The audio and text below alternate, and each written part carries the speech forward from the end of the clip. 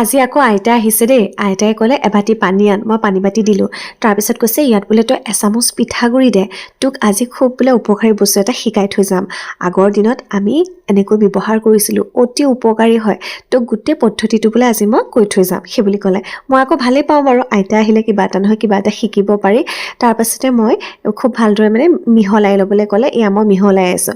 তাৰপিছত মোক কৈছে বোলে হেৰি, এইটো বস্তু বোলে তই লগোৱাৰ পিছত তো আকৌ বনাবলৈ মন যাব, তেনেকৈ কৈছে। মই বোলো হয় আইতা, আপুনি যিমানকেইটা বস্তু দেখুৱাইছে প্ৰতিবাৰে মই আকৌ বনাওঁৱেই, তেনেকৈ ক'লোঁ। তাৰপিছত আমাক মানে গালি পাৰি আছে আজি দেই।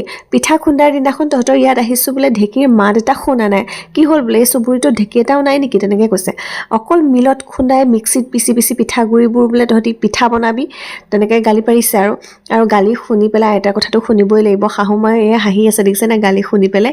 আমি মানে দুলভক ফোন এটা কৰি পেলাই মাতি দিলোঁ, তুমি বোলো ঠিক ঠাক কৰি দিয়া। তাৰপিছতে অঞ্জুবাইও আহিলে। অঞ্জুবাই আহেই বাৰু বিহুৰ দিনাখন। তাৰপিছতে আমি মানে কি কৰিলোঁ, আজি বোলো ইয়াতে পিঠাগুড়ি খুন্দিম, তেনেকৈ ভাবিলোঁ।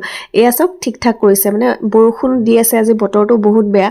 তথাপিও মানে নিজৰ ঘৰতে বহাগৰ বিহুৰ দিনাখন হয় বাৰু, ঘৰৰ নিজৰ ঢেঁকীত পিঠাগুড়ি খুন্দিবলৈ পালে ভাল হয়। আকৌ আইতাই মোক দেখিছেনে পাকঘৰত লগাই থৈছে, বোলে তোক আজি শিকাই থৈ যাম, তই কৰ বোলে তই।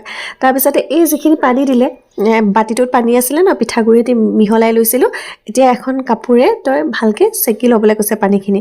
মই বোলো ইমান বাতি আইতা পানী, এইখিনি কি হ'ব বোলো, কি কৰিম এইখিনিৰ পৰা, তেনেকৈ ক'লোঁ। তাৰপিছত কৈছে এইখিনি বোলে অকণমান গৰম কৰিব লাগিব বোলে, তই গৰম কৰি লৈচোন, তেনেকৈ ক'লে। তাৰপিছত মই গেছটো অন কৰি পেলাই এয়া গৰম কৰি আছোঁ দেই। এই পানীখিনি মানে অলপ সময় গৰম কৰিব লাগিব, বহুত বেছি মানে গেছটো মানে বহুত হাই ফ্লেমত দিয়া নাই, অকণমান কমাই লৈছোঁ, কমাই পেলাই গৰম কৰি আছোঁ। আৰু গৰম কৰাৰ পাছতে একেবাৰে পিছত মানে যিখিনি ডাঠ আমি পাম ন, একদম ডাঠ হৈ গৈছে দেখিছেনে, এটা ক্ৰীমৰ নিচিনা হৈ আছে।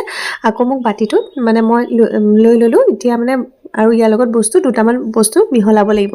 আইতাই ক'লে কেঁচা হালধিৰ ৰস অকণমান ইয়াত দি দে বুলি ক'লে।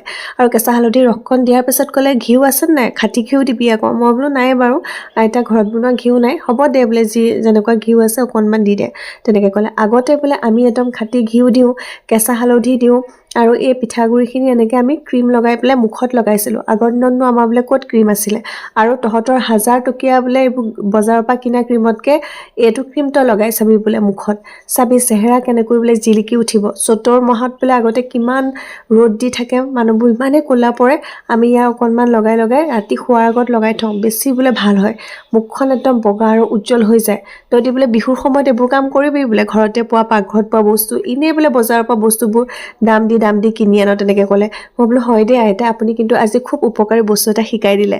আপোনালোকে এবাৰ বিহুৰ সময়ত বনাই চাব দেই, অতি উপকাৰী হয়। আজি ভিডিঅ'টো ইমানতে শেষ কৰিছোঁ। ধন্যবাদ জনাইছোঁ সকলোকে।